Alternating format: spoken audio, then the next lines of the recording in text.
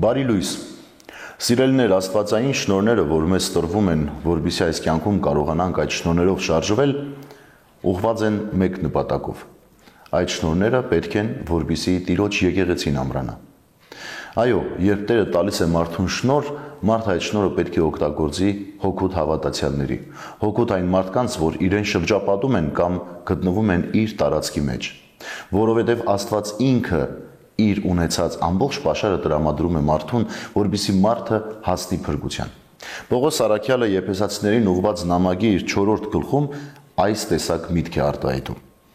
Նա, որ իջավ, նույն ինքն է, որ բարձրացավ բոլոր երկինքներից վեր, որպեսզի ամեն ինչ իրենով լցնի։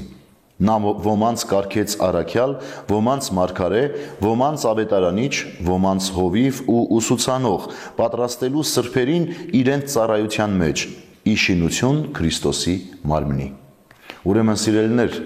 բոլոր այն մարդիկ, ովքեր կարգված են եկեղեցու մեջ, նպատակը մեկն է, որպեսզի Քրիստոսի մարմինը եկեղեցին շենանա, պայծառանա եւ զորանա։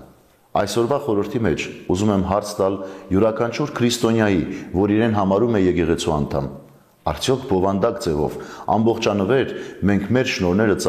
ծառայեցնում ենք հոգուտ եկեղեցու, չէ՞ որ Պողոս առաքյալն ասում է, այդ շնորհները տված են եկեղեցու շինության համար։ Ուրեմն սիրելիներս, մաղթում եմ, որ յուրաքանչյուր մեկդ անդրադառնաք այսօր ձեր ունեցած շնորհին, ձեր տաղանդին, ձեր հնարավորություններին եւ մտածեք, որքանով է օգուտ տալիս ձեր պաշարը եկեղեցու ավելի լավը լինելուն։ Եվ տրամադրեք ձեզ նաև եկեղեցուն, որովհետև դուք այդ եկեղեցու մեկ մասնիկն եք։ Բարի եւ խաղաղ օր ձեզ բոլորիդ։ Աստված օրհնի ամենքիս։